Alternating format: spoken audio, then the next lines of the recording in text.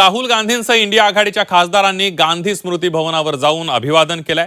नीट paper फुटी आणि विद्यार्थ्यांवरील लाठीचार्जवरून विरोधक आक्रमक झालेत। शिक्षण मंत्री धर्मेंद्र प्रधानांच्या राजीनाम्याची मागणी विरोधकांनी लावून धरली आहे। राजीनामा मागणारे विद्यार्थी एकटे नसून आम्ही सोबत असल्याची प्रतिक्रिया यावेळेला राहुल गांधींनी दिली।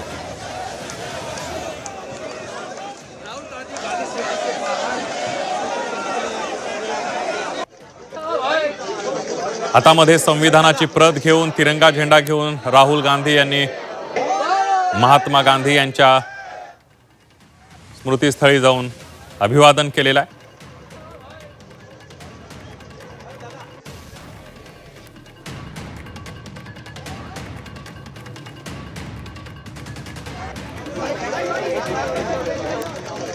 इंडिया आघाडीच्या बैठकीनंतर गांधी स्मृतीस्थळावर जाईपर्यंत नेमकं काय घडलं एक नजर टाकूया।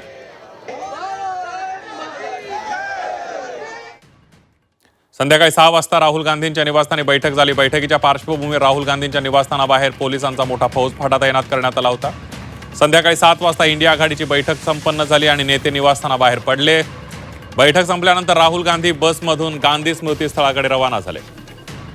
राहुल गांधींना स्मृतीस्थळाकडे जाण्यापासून पोलिसांनी रोखण्याचा प्रयत्न केला। पोलिसांनी राहुल गांधींना रोखल्यानंतर काँग्रेसचे कार्यकर्ते आक्रमक झाले।